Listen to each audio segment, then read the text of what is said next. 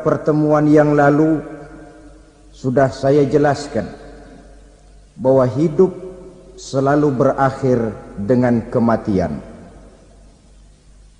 Apabila datang kematian menimpa seseorang, datanglah kiamat baginya.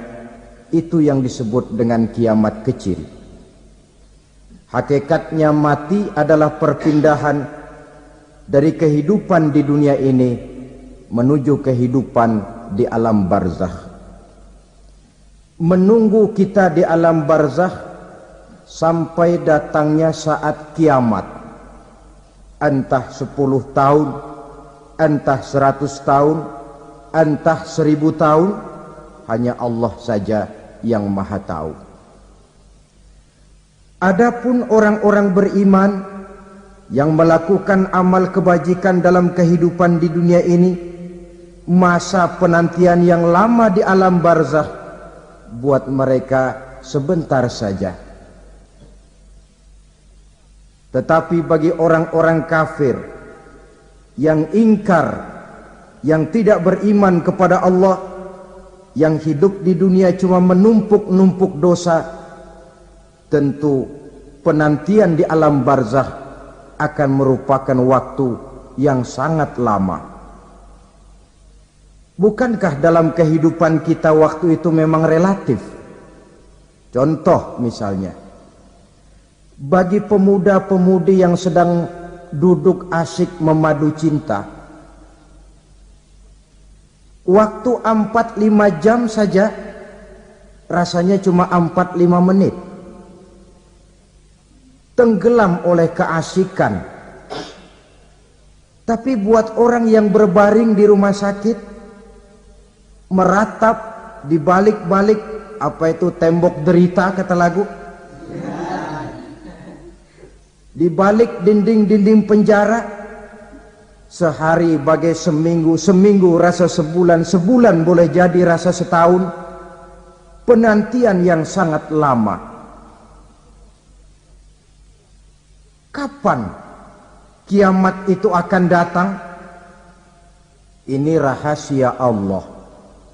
Jangankan kita yang orang awam, baginda Nabi sendiri tidak diberitahu oleh Allah kapan kiamat itu akan terjadi. Tetapi sungguh pun demikian, banyak hadis-hadis yang menjelaskan ciri atau tanda-tanda datangnya kiamat. Nah, kalau sudah bicara soal tanda, tanda kiamat itu ada 2. Pertama yang disebut alamatus sughra, tanda-tanda kecil. Ini waktunya masih ada tenggang. Ada yang dinamakan alamatul kubra, tanda-tanda besar, artinya kiamat sudah diambang pintu. Apa tanda-tanda kecil dari datangnya hari kiamat itu?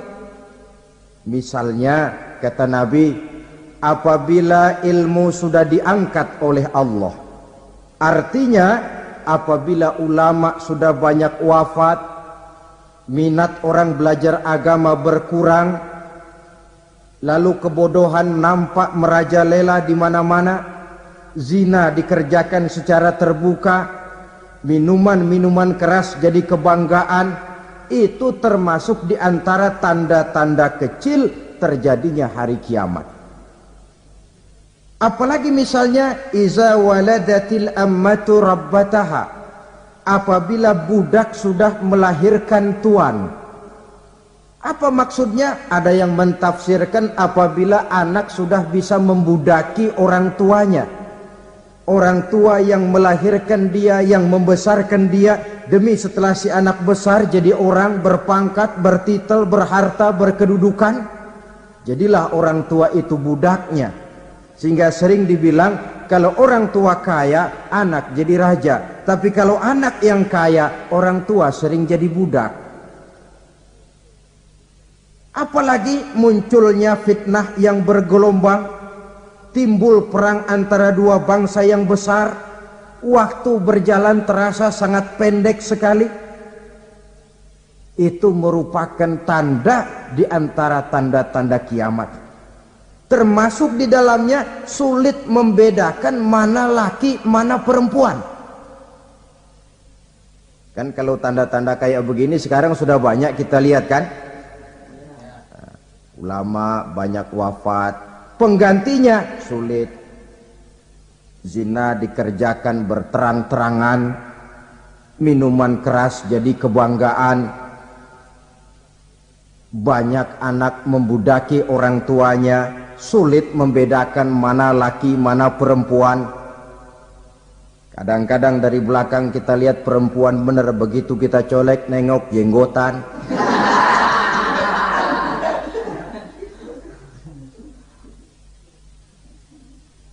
Ini termasuk tanda-tanda kecil, masih ada tenggang sampai akan terjadinya kiamat itu. Nah, yang dimaksud dengan tanda-tanda besar, ini tanda besar artinya kiamat sudah di ambang pintu. Pertama, matahari terbit dari sebelah barat. Apabila matahari sudah terbit dari arah sebelah barat, tertutuplah sudah pintu taubat.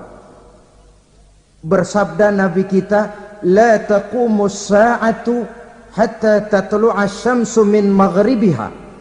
Tidak akan datang hari kiamat sampai matahari terbit dari arah sebelah barat.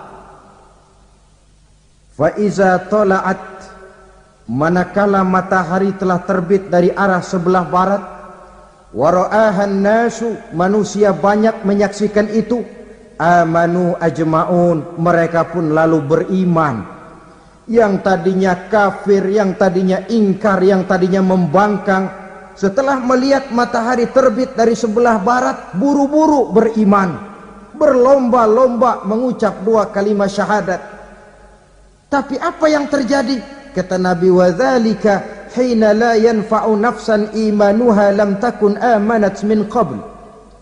Hari itu adalah hari yang iman sudah tidak berguna lagi bagi seseorang apabila sebelumnya memang dia tidak pernah beriman. Au kasabat fi imaniha khaira, atau beriman tetapi tidak pernah melakukan kebajikan di dalam keimanannya itu. Hari yang sudah kasib, hari yang sudah terlambat, beriman tidak akan ada gunanya lagi. Ini pelajaran buat kita. Sebelum sang surya terbit dari sebelah barat, sebelum nafas sampai di tenggorokan, artinya pintu taubat masih terbuka.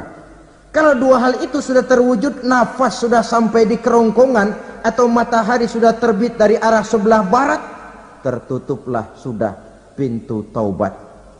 Tak ada lagi gunanya pangkat, jabatan, harta, bahkan beriman pun dalam suasana macam itu. Too late, kata orang Kulon. Sudah terlambat. Matahari terbit dari arah sebelah barat. Itu tanda besar, artinya kiamat sudah di ambang pintu. Lalu apalagi tanda besar? Munculnya Dajjal. Dajjal artinya pendusta-pendusta yang menyesatkan manusia. Ada dua macam Dajjal, saudara. Ada Dajjal kecil, ini Dajjal kelas teri. Kalau ini sejak zaman Rasulullah sudah ada itu. Tiap zaman ada. Di zaman Rasulullah misalnya ada yang bernama Aswad al-Unsi dari Yaman. Ada yang namanya Musailamah al-Kazzab dari Yamamah. Ada yang namanya Ibnu Sayyad dari Madinah.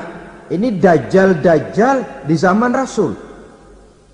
Musailamatul Kazzab memproklamirkan diri jadi nabi dia. Di zaman Rasul masih hidup. Ini Dajjal zaman Nabi. Di zaman sahabat muncul Dajjal-Dajjal. Di zaman kita sekarang ini Dajjal-Dajjal pun gentayangan. Dajjal-Dajjal kelas teri. Kerjanya mendustakan manusia, menyesatkan manusia, memalingkan manusia dari jalan yang benar dan diridhoi oleh Allah Subhanahu wa taala. Adapun yang merupakan tanda besar dari datangnya kiamat, dajjal-dajjal kelas kakap, pembohong-pembohong besar yang menyesatkan masyarakat manusia berpaling dari jalan Allah mengikuti jalan mereka.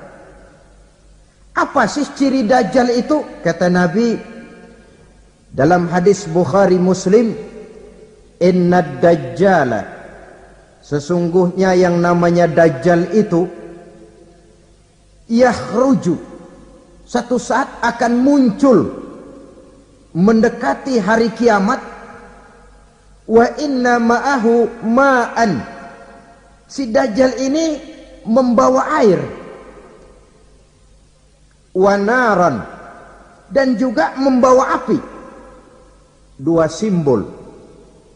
Di tangan yang satu dia bawa air, di tangan yang satu dia bawa api. Wa ammal ladzi yarahu an-nasu ma'an fanarun, adapun yang orang banyak lihat air, hakikatnya adalah api. Yang dilihat api, hakikatnya adalah air. Oleh sebab itu, kalau api yang ditawarkan, ambillah air. Kalau air yang ditawarkan, pilihlah api. Maksudnya apa ini? Ini bahasa simbol, saudara-saudara. Dajjal bicaranya seolah-olah untuk kepentingan manusia, menawarkan surga. Surga yang dia tawarkan hakikatnya neraka. Hai manusia, kalau kau mau bahagia, jangan dekat-dekat dengan agama. Solat itu tidak efektif dan efisien, tidak produktif dari segi ekonomi itu. Menghadiri majelis taklim cuma buang-buang waktu. Tahajud, tasbih, tahlil, baca Quran, apa itu? Pekerjaan mubazir saja. Hidup ini cuma sekali, masa yang cuma sekali, manfaatkan dengan sebaik-baiknya. Mumpung. Dibawanya sifat mumpung, tetapi dalam pengertian yang sangat negatif. Bicaranya seolah-olah untuk kepentingan manusia, tetapi sebenarnya menjerumuskan manusia. Menawarkan air, tapi sebenarnya api. Menawarkan api, tapi hakikatnya air. Buat apa kamu sholat? Buat apa kamu bayar zakat? Buat apa kamu puasa? Surga yang dicanangkan dajjal hakikatnya neraka. Neraka yang digambarkan dajjal pada dasarnya adalah surga. Jadi memutarbalikkan fakta itu kerjaan dajjal. Yang hak jadi batil, yang batil dibilang hak, yang benar jadi salah, yang salah malah jadi benar. Tuntunan disuruh jadi tontonan, tontonan malah menjadi tuntunan. Itu pekerjaan dajjal profesinya. Zamannya Nabi Adam, dajjalnya kan iblis. Betul? Betul. Apa sih rayuan iblis itu? Allah setelah menciptakan Nabi Adam kan bilang, Adam, kau dan istrimu Hawa tinggal di surga ini. Seluruh fasilitas yang ada di surga persilahkan kau nikmati. Satu yang tidak boleh, jangan coba-coba dekati pohon khuldi. Dekat saja jangan, apalagi sampai memetiknya.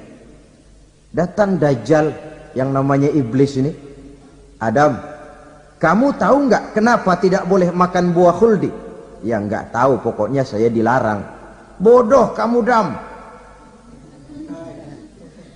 Khuldun artinya kekal. Kalau kamu makan itu buah, kau akan kekal di surga buat selamanya. Allah tidak kepengen, maka dilarang kamu makan buah khuldi. Kalau kau ingin kekal di surga Adam, makan saja. Saya bicara begini ini untuk kepentingan kamu Adam. Ini kan ciri-ciri dajjal. Bicaranya sih seolah-olah untuk kepentingan Nabi Adam, hakikat sebenarnya menjerumuskan Nabi Adam supaya ingkar dan melanggar larangan dari Allah Subhanahu wa ta'ala. Jadi setelah muncul dajjal, timbul kekacauan-kekacauan di masyarakat. Banyak yang terpengaruh, terpedaya dan terpesona. Termasuk mereka yang memproklamirkan diri jadi nabi. mereka yang memproklamirkan diri jadi rasul di zaman sesudah Rasulullah wafat, itu adalah dajjal-dajjal. Maka saya ingatkan, kalau di zaman kita sekarang ini ada orang ngaku jadi nabi, ada orang ngaku jadi rasul, biar bahasa Arabnya kental, Quran hafal, hadis ribuan hadis hafal, biar pakai serban sampai menyengser ke tanah, bahasa Arabnya fasih, tapi dia mengaku jadi nabi, jadi rasul, kita umat Islam wajib tidak percaya, wajib untuk tidak percaya. Itulah dajjal-dajjal zaman kita sekarang ini. Tidak mustahil mereka datang mempengaruhi orang-orang awam supaya berpaling dari Rasulullah, mengikuti mereka. Nah, di akhir zaman nanti, mendekati hari kiamat, dajjal ini muncul, dajjal kelas kakap, menyesatkan masyarakat manusia untuk berpaling dari Islam, mengikuti seruan mereka. Apalagi di antara datangnya kiamat itu, tanda yang besar itu, turunnya Nabiullah Isa Al-Masih, putra Maryam. Menurut berbagai hadis yang sahih, Nabi Isa Al-Masih nanti akan turun lagi, tidak membawa risalah yang baru, tapi meluruskan risalah Islam ini yang telah banyak ditinggalkan oleh masyarakat. Bahkan ada hadis menjelaskan beliau akan membunuh Nabi, mematahkan kayu-kayu salib, lalu melaksanakan haji dan umrah mengikuti syariat Nabi Muhammad, bukan membawa agama baru. Menjadi semacam mujaddid, reformer, menyelamatkan manusia dari bisikan dajjal. Bahkan ada riwayat yang menjelaskan bahwa Nabi Isa berhasil mengalahkan dajjal, mengembalikan masyarakat manusia kembali kepada ajaran Islam yang datang dari Allah, dibawa oleh Rasulullah sallallahu alaihi wasallam. Dengan kata lain, turunnya Nabi Isa bukan sebagai nabi dan rasul baru, tetapi mengikuti syariat Nabi kita Muhammad sallallahu alaihi wasallam. Saudara hadirin, ibu-ibu hadirat yang saya hormati, kemudian apalagi di antara tanda-tanda besar akan datangnya kiamat itu?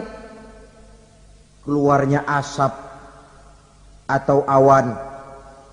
Kata Nabi, inna min asrati sa'ah dukhanan yamla'u ma bainal masyriqi wal maghrib. Di antara tanda-tanda kiamat, munculnya awan atau asap yang memenuhi antara langit dan bumi. Ini pun diperkuat dalam surah Ad-Dukhan ayat 10. Fartaqib yauma ta'tis sama bidukhanim mubin fayughshan nas hadza azabun alim. Bagi orang-orang yang beriman, mereka biasa-biasa saja. Tapi bagi orang kufur, datangnya asap dan awan ini merupakan azab yang kelewat pedih. Barangkali sedikit mendekati gambaran tentang azab yang pedih ini, saya ingatkan alam pikiran kita kepada peristiwa yang belum lama terjadi. Pernah dengar berita bocornya reaktor nuklir di Chernobyl, Uni Soviet? Pernah dengar? Nah. Bocornya reaktor nuklir di Chernobyl yang mengakibatkan ratusan, bahkan sangat mungkin ribuan nyawa. Cuma satu reaktor. Bagaimana kalau seluruh cadangan nuklir yang dimiliki oleh para negara adik kuasa ini diledakkan? Bahkan yang konon menurut catatan, cadangan nuklir yang dimiliki bersama oleh Amerika dan Rusia sekarang ini sudah sanggup memusnahkan 6 miliar manusia. 1,5 kali lebih banyak dari jumlah manusia yang nongkrong di permukaan bumi ini. Saudara-saudara hadirin yang saya hormati, lalu saat mendekati hari kiamat, apalagi tandanya? Setelah Nabi Isa wafat, pada saat turunnya yang kedua kali, Lalu Allah meniupkan angin sejuk.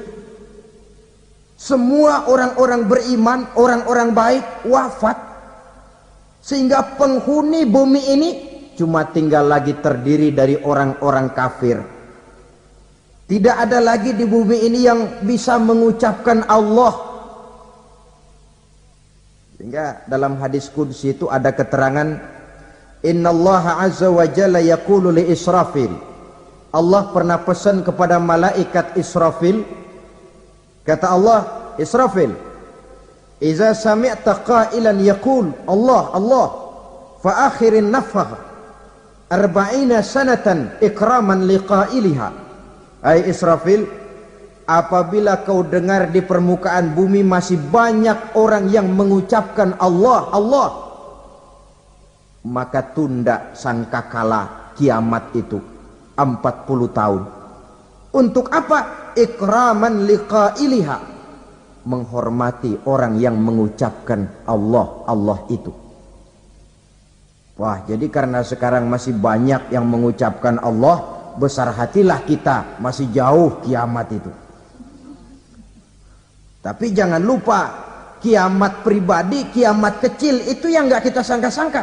Ajal datang mencabut nyawa, itu kiamat pribadi, dan itu yang pasti kita hadapi, dan itu yang membuat kita tidak boleh bersikap main-main di dalam kehidupan sekarang ini. Saudara hadirin yang saya hormati, tidak ada lagi orang-orang muslim. Seluruh penduduk dunia ini kafir. Lalu terciptalah struktur sosial yang berlandaskan prinsip hidup semau gue. Bakal terjadilah prinsip di mana yang kaya menyantap yang miskin, yang kuat menindas yang lemah. Hidup sudah bagaikan di rimba belantara, berlaku hukum rimba. Siapa yang kuat dia yang menang, siapa yang lemah menjadi mangsa. Timbul kekacauan, maksiat merajalela, munkarat menjadi-jadi, sehingga isi bumi ini penuh dengan segala macam perbuatan dosa. Tidak ada perlunya lagi alam diperpanjang temponya. Datang saat yang sudah dijanjikan oleh Allah Azza wa Jalla, maka terjadilah yang disebut kiamat kubra, kiamat besar, kiamat hancur-hancuran. Bagaimana kejadian ini dimulai? Dalam surah Az-Zumar ayat 68, Allah subhanahu wa ta'ala berfirman, wa nufikha fis suri fasa'iqa man fis samawati wa man fil ardi illa man sya'allahu. Maka manakala ditiuplah sangkakala, terkejutlah seluruh yang ada di langit dan seluruh yang ada di bumi. Bila saat kiamat datang, Allah perintah malaikat Israfil, Israfil, tiup sangkakalamu. Ditiuplah sangkakala oleh malaikat Israfil. Yang akibat daripada tiupan itu, seluruh yang ada di langit, seluruh yang ada di permukaan bumi terkejut. Yang ada di langit siapa? Malaikat kan. Bayangin aja kalau malaikat kaget, apalagi kita. Terkejut seluruh makhluk yang ada di bumi, yang ada di langit mendengar suara sangkakala itu. Bunyinya tidak sanggup kita bayangkan dahsyatnya. Ledakan nuklir, ledakan neutron, belum apa-apa ketimbang bunyi sangkakala malaikat Israfil ini. Nah, lalu mendengar bunyi sangkakala ini, gemparlah makhluk, kacaulah alam. Bumi gempa, planet-planet bertabrakan, gunung meletus, air laut tumpah ke darat, angin topan bertiup, halilintar menyambar. Lalu semua yang bernama hidup mati total. Mati bareng tanpa persiapan. La haula wala quwata illa billah. Saya kadang-kadang dalam tafakur bermohon, ya Allah, mudah-mudahan saya enggak nemuin kiamat beneran. Ngeri. Tidak bisa kita bayangkan macam apa suasana seperti itu. Allah saja banyak memberikan gambaran, misalnya Al-Qari'ah, wa mal qari'ah, wa ma adraka mal qari'ah. Kejadian yang menggemparkan. Tahukah kamu apa kejadian yang menggemparkan itu? Yauma yakunun nasu kal farasil mabsus wa takunul jibalu kal ihnil manfus. Pada saat itu manusia berterbangan bagai kupu-kupu. Gunung berterbangan seperti kapas ditiup angin.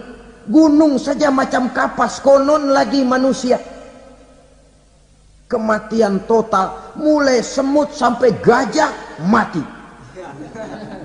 Jin mati, iblis mati, malaikat mati. Malaikat saja mati. Saudara hadirin yang saya hormati, kematian total yang tanpa persiapan. Orang bilang, Pak, kalau mati bareng begitu yang repot malaikat maut dong ya. Cabut sana, cabut sini. Itu kalau menurut logika kita. Mestinya begitu menurut logika.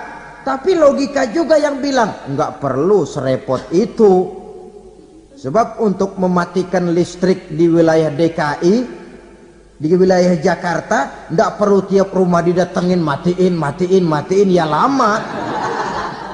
Cukup dari kantor pusatnya saja PLN tekan satu tombol, gelaplah seluruh Jakarta. Saudara hadirin yang saya hormati, kematian total. Lalu setelah kematian total, planet-planet juga mati, dalam arti tidak bergerak dan beredar. Angin mati, dalam arti tidak bertiup. Air mati, dalam arti tidak ada riak gelombang. Pokoknya semua mati. Kullu nafsin za'iqatul maut. Semua yang bernafas mati. Dalam ayat lain, kullu man 'alaiha fan. Semua yang ada di permukaan bumi fana. Yang kekal cuma Allah subhanahu wa ta'ala. Yang paling belakang mati, malaikat maut dan malaikat Israfil. Tapi mati juga sesuai dengan janji Allah. Menurut hadis Bukhari Muslim dari Abi Hurairah, masa tenggang waktu antara kematian total pada tiupan sangkakala pertama dengan proses kebangkitan pada tiupan sangkakala kedua 40 lamanya. Tidak dijelaskan oleh Abi Hurairah 40 jam, apa 40 hari, apa 40 tahun. Hadis-hadis cuma menyebutkan 40 saja. Sunyi alam, yang tinggal cuma Allah saja lagi. Ketika itu Allah berseru-seru, katanya, limanil mulkul yauma. Siapa para penguasa hari ini? Mana itu raja-raja dan penguasa yang dulu mengaku jadi Tuhan? Fir'aun. Mana Fir'aun sekarang? Yang dulu jadi raja, merasa berhasil, sombong, lalu tidak mau turun-turun dari kekuasaannya, sampai kepada puncak kekurang ajarannya mengangkat diri jadi Tuhan. Mana itu Fir'aun? Namrus. Mana sekarang Namrus? La ilaha illa ana. Ternyata tidak ada Tuhan lain selain daripada aku, kata Allah. Proses kemudian, saudara-saudara, turunlah hujan dari langit. 40 lamanya hujan itu. Tidak jelas juga 40 jam apa 40 hari. Setelah air turun membasahi, datanglah tiupan sangkakala yang kedua. Semua yang bernama mati bangkit dari kuburnya masing-masing. Ini yang disebut yaumul ba'tsi, hari kebangkitan. Allahu Akbar. Pada saat kita bangkit dari kubur kita masing-masing, kumpul di padang mahsyar namanya. Bayangin aja, saya sendiri nggak sanggup bayangin. Manusia sejak zaman Adam sampai zaman kiamat kumpul bareng di tempat sama. Berapa banyaknya itu?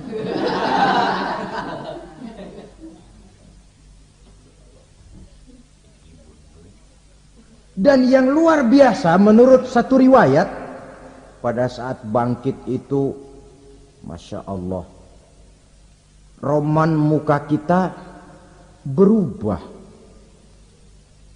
disesuaikan dengan amalan kita waktu di dunia ini.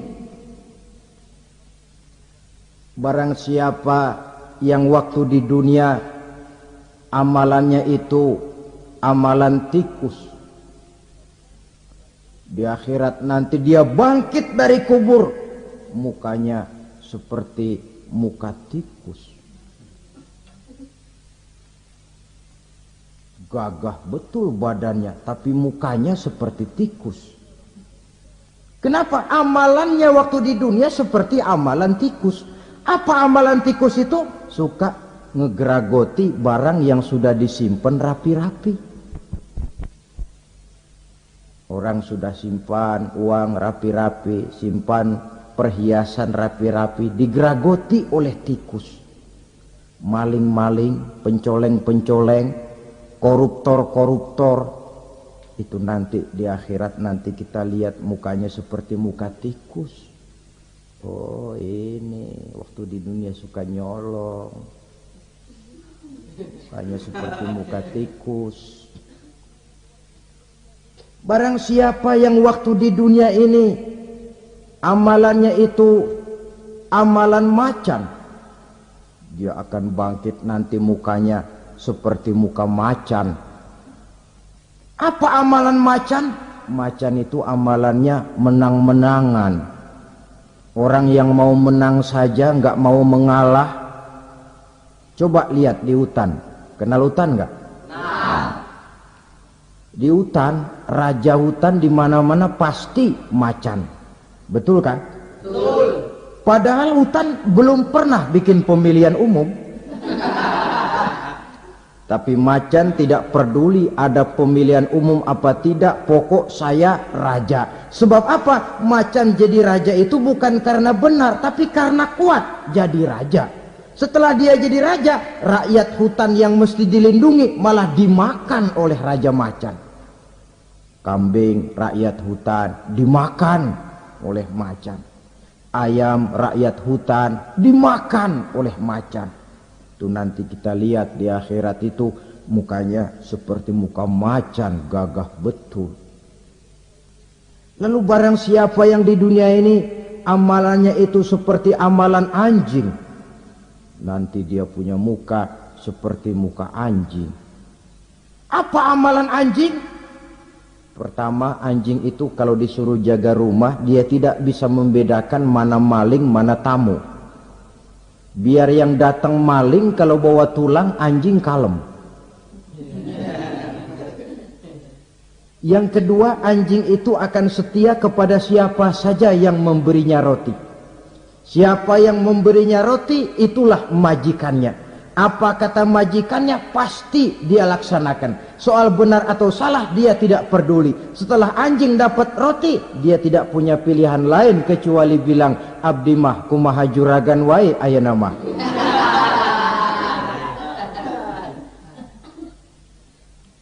Saudara hadirin yang saya hormati, berkumpul di padang mahsyar, tiap orang sibuk dengan persoalannya masing-masing.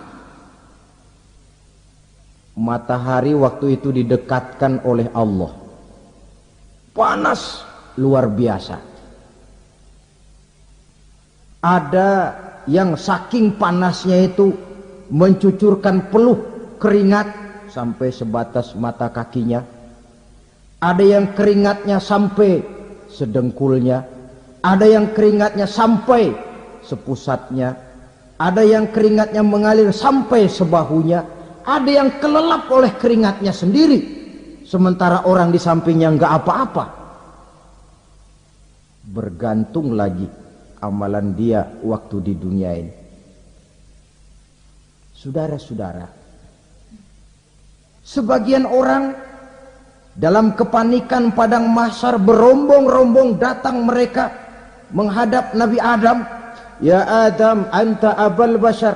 Hai Adam, Tuhan adalah bapak moyang manusia. Kami sebentar lagi akan disidang, dimintakan pertanggungan jawab. Tolonglah kami, hai Adam. Kata Nabi Adam, jangankan nolongin sampean, saya sendiri tanggung jawab di hadapan Allah ketika dulu tidak boleh makan khuldi, saya serobot. Sudahlah, urus diri masing-masing saja, nafsi. Begitu kata Nabi Nuh, begitu kata Nabi Ibrahim. Tiap orang bertanggung jawab sendiri-sendiri.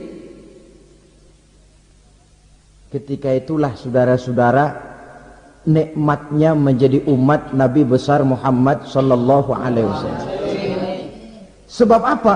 Walaupun menurut abjad kita ini umat paling belakang, karena paling belakang kita ini toh, karena Nabi Muhammad adalah Nabi akhir, tapi akan dihisap lebih dulu, lewat di atas sirat lebih dulu, masuk surga lebih dahulu ketimbang umat-umat belakangan. Ketika Rasul mendekati ajal, beliau tanyakan itu kepada malaikat Jibril. Malaikat Jibril berkata, Muhammad jangan khawatir, Allah sudah berjanji, inni haramtul jannata ala sairil anbiya hatta tadkhulaha anta wa haramtuha ala sairil umami hatta tadkhulaha ummatuka.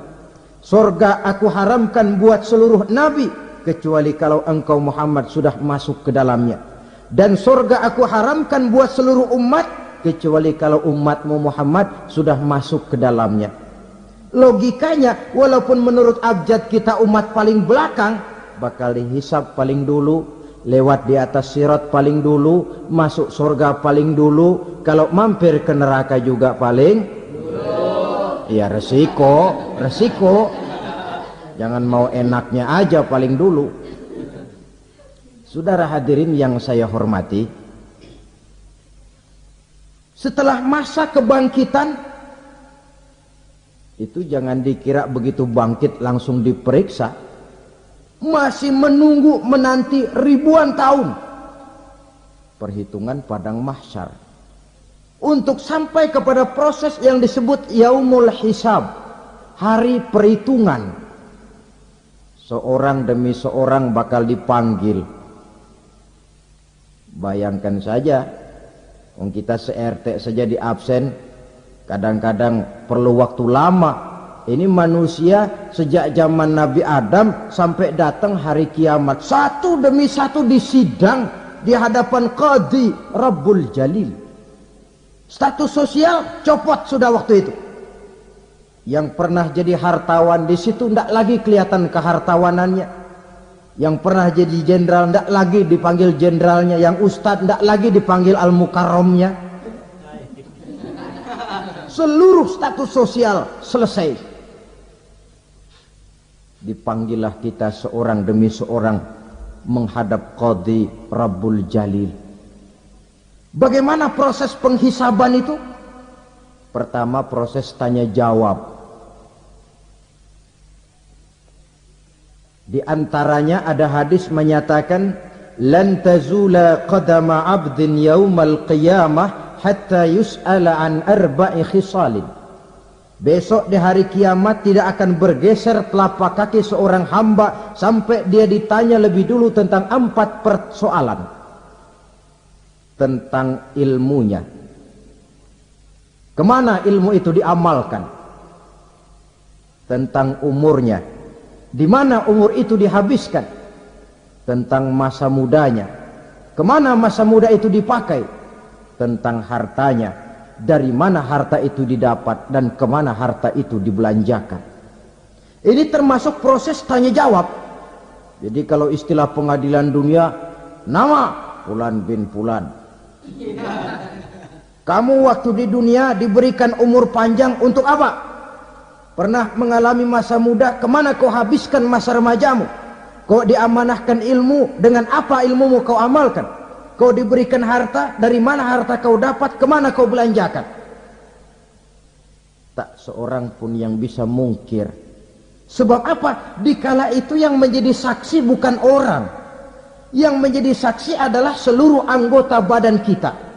Tangan bicara, kaki jadi saksi terhadap seluruh amalan yang pernah kita kerjakan pada saat kehidupan di alam dunia ini.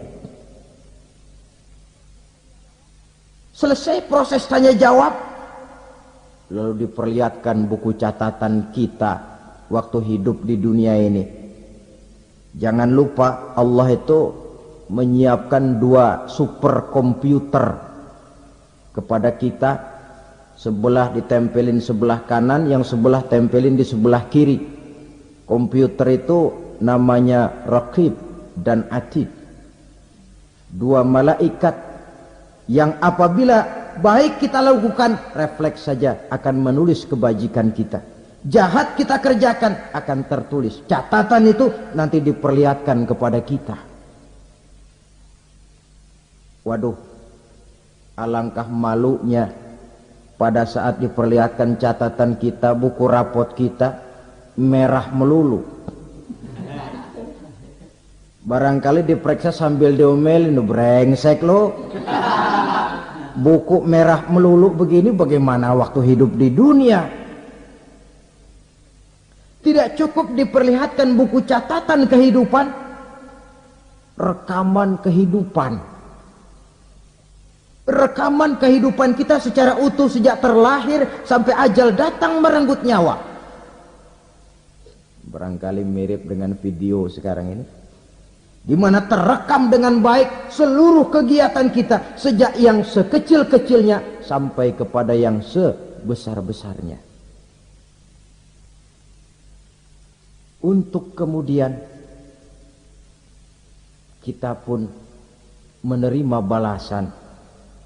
In khairan fa khairun wa in syarran fa syarrun. Kalau baik ya baik balasannya, kalau jahat ya jahat juga balasannya. Catatan-catatan kita diberikan.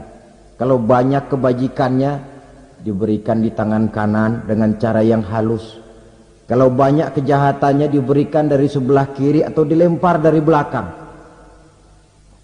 Itulah sebabnya sejak di dunia ini kita sudah mohon kepada Allah. Ketika berwudu membasuh tangan kanan, apa kita bilang? Allahumma a'tini kitabi biyamini wa hasibni hisaban yasira. Ya Allah, berikan saya kitab di tangan kanan, dan kalau saya memang perlu dihisap, hisaplah saya yang seringan-ringannya. Tangan kiri berlindung kita kepada Allah. Jangan sampai diberikan kitab di tangan kiri atau dari arah sebelah belakang. Wa a'udzubika an tu'tiya kitabi bishimali aw min wara'i zuhri, dari arah sebelah belakang. Na'udzubillah min dzalik. Setelah selesai lewat proses penghisaban, lewat mizan, timbangan, maka yang sudah selesai dihisab itu bergeraklah menuju sirat, jembatan yang terbentang menuju surga melalui neraka. Saudara-saudara, panjangnya perjalanan sirat itu memakan waktu ratusan tahun. Tetapi orang yang lewat di atas sirat pun macam-macam, bergantung amalannya ketika di dunia ini. Ada yang lewat di atas sirat itu kal barqil khatib, seperti kilat yang menyambar, lep, sudah sampai dia di surga. Cepat bukan main. Ada yang lewat di atas sirat itu seperti orang lari-lari. Ada yang lewat di atas sirat itu seperti orang jalan biasa. Ada yang sambil merangkak, ada yang sambil ngesor, ada yang sambil gelayutan. Ada yang selamat sampai ke ujung ke surga, ada yang tergelincir jatuh masuk ke dalam neraka, bergantung amalannya dalam kehidupan di dunia sekarang ini. Tiap kita akan melewati yang namanya sirat ini. Saudara-saudara kaum muslimin yang saya hormati, dengan demikian mereka yang selamat melalui sirat sampai ke terminal akhir surga, mereka yang ketika dihisab ternyata banyak kejahatannya daripada kebaikannya, mereka singgah di dalam neraka. Nah, adapun orang-orang yang beriman menurut ayat Quran dan hadis Nabi itu nanti ada bermacam-macam. Ada orang beriman itu yang dimasukkan surga. Ada orang beriman itu yang dimasukkan ke dalam surga. Ada orang beriman itu yang disebut penduduk surga. Kenapa lain-lain, Pak? Karena waktu di dunia amalannya juga lain-lain. Ada orang beriman yang masuk surga. Ini paling murah tiketnya. Mau masuk surga? Kata Nabi begini, ma min abdin qala la ilaha illallah thumma mata ala dhalik illa dakhala al-jannah. Kalau seorang hamba sudah mengucap dua kalimat syahadat, dia yakin dengan kebenaran kalimat itu sampai matinya, orang itu akan masuk surga. Abi Dzar yang waktu itu diajak bicara heran, ya Rasul kok gampang betul? Iya, walaupun orang itu mencuri, iya, walaupun orang itu berzina, iya. Biar dia mencuri, biar dia berzina, kalau dia sudah mengucap dua kalimat syahadat, dia yakin dengan kebenaran kalimat itu sampai matinya, itu orang akan masuk surga. Jadi masuk surga cukup dua kalimat syahadat, yakin sampai mati, masuk surga. Itu perkara masuk. Tapi kalau pertanyaannya diterusin, masuknya kapan, Pak? Nah, ini lain lagi urusannya. Sebab ada yang masuknya itu langsung, ada yang mampir dulu. Di sana tempat cuma dua, kalau tidak surga, neraka. Mau ke surga tapi mampir dulu, yang mampirnya jelas di neraka. Kenapa? Dalam hadis qudsi ada riwayat, nanti itu di akhirat, setelah Allah selesai mengatur penduduk surga masuk surga, yang neraka masuk neraka, Allah berkata kepada malaikat Malik, malaikat Malik, labaik ya Allah, itu bajingan-bajingan tengik, manusia-manusia durjana yang waktu di dunia tidak mau sujud, jauh dari ulama, gemar melakukan yang munkarat dan maksiat, hidup di tengah masyarakat selalu jadi bibit keonaran, kufur, sudah masuk neraka semua. Sudah ya Allah. Nah, kalau sudah, coba sekarang kamu masuk, Malik. Saya, iya, masuk neraka. Mau apa ya Allah? Kata Allah, akhriju minan nar man kana fi qalbihi misqala habbatin min khardalin min iman. Kau masuk neraka, cari di dalam neraka orang-orang yang ada imannya walaupun kecil sebesar biji zarah, angkat mereka keluar. Masuk malaikat Malik ke neraka, cari orang yang ada imannya, korek-korek. Ya repot, udah pada gosong. Yang ada imannya diangkat ke atas, yang ada imannya diangkat ke atas, lalu dimandikan di Nahrul Hayat, namanya sungai kehidupan di akhirat nanti. Cakep lagi rupanya, bersih lagi wajahnya, apel di hadapan Allah. Kata Allah, bagaimana mas? Kapok nggak sampean? Kapok ya Allah. Nah, kalau kapok, idhab fadkhulil jannah, pergi masuk surga sana. Berangkat mereka ke surga, ketemu sama teman-temannya yang udah sampai lebih dulu, yang nggak pakai mampir lagi. Terjadi dialog, Kata teman-temannya yang udah pada nyampe duluan, Mas, iya, emang baru sampai? Saya baru sampai. Memang mampir di mana dulu, Mas? Kita sudah lama sampai di surga. Saudara buka surah Al-Muddatsir ayat 34-35. Masalakakum fis saqar? Kenapa kamu mampir di neraka Saqar? Qalu lam nakum minal musallin. Mereka menjawab, kami mampir di neraka Saqar, Mas, gara-gara dulunya kami waktu di dunia ndak pernah sholat. Ndak pernah sholat? Ndak pernah. Kan rumahnya dekat masjid, cuma dekat doang, Mas. Sholat mah enggak saya. Enggak pernah ngasih makan fakir miskin, enggak pernah hadir di majelis taklim, pendeknya enggak pernah melakukan kebajikan. Maka saya pun mampir di neraka Saqar.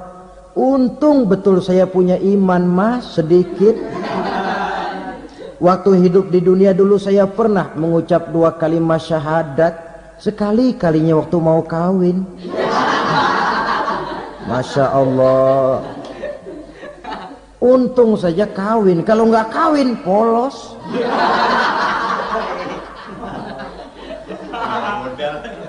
Itu juga pengulu sudah setengah mati ngajarin. Asyhadu alla, asyaduaan, asyaduaan.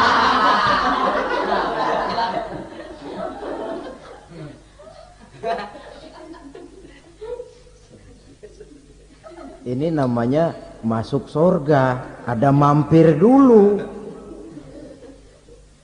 Ada pula orang mukmin itu yang dimasukkan surga. Namanya dimasukkan kan terima beres. Saya masuk ke rumah, jalan sendiri, cari tempat sendiri. Saya dimasukkan ke dalam rumah, terima beres, pokok ada di dalam, itu dimasukkan namanya. Nggak pakai mampir. Tapi tentu tiketnya lebih mahal ketimbang yang pertama tadi. Apa kata Allah? Innal ladzina amanu wa amilus salihat la ukaffiranna anhum sayyi'atihim wa la udkhilannahum jannah. Sesungguhnya orang-orang yang beriman kemudian beramal soleh, kami hapuskan segala dosa dan kesalahannya, kami masukkan mereka ke dalam surga. Lihat ayatnya. Allah yang memasukkan, kita yang dimasukkan. Tidak pakai transit, tidak usah mampir. Cuma tidak cukup syahadat, tidak cukup amanu, tapi diiringi dengan wa'amilus salih. Iman, amal. Tidak cukup syahadat, lalu dibuktikan dia sholat, dia zakat, puasa, lalu dia melakukan berbagai macam kebajikan. Ini yang menyebabkan dia tidak pakai mampir di tempat yang bernama Saqar. Lalu ada pula orang mukmin itu yang disebut penduduk sorga. Wah, ini sudah VIP ini. Ashabul jannah, penduduk sorga. Siapa mereka? Kata Allah, innal ladzina amanu summa istaqamu fala khaufun alaihim wala hum yahzanun ulaika ashabul jannah hum fiha khalidun. Sesungguhnya orang-orang yang beriman lalu istiqamah, tetap dalam melaksanakan perintah Allah, tidak goyah, tidak labil tapi stabil, istiqamah, mereka tidak takut dan tidak bersedih hati. Merekalah penduduk surga. Iman, istiqamah. Tidak punya duit, sembahyang. Banyak duit, sembahyang.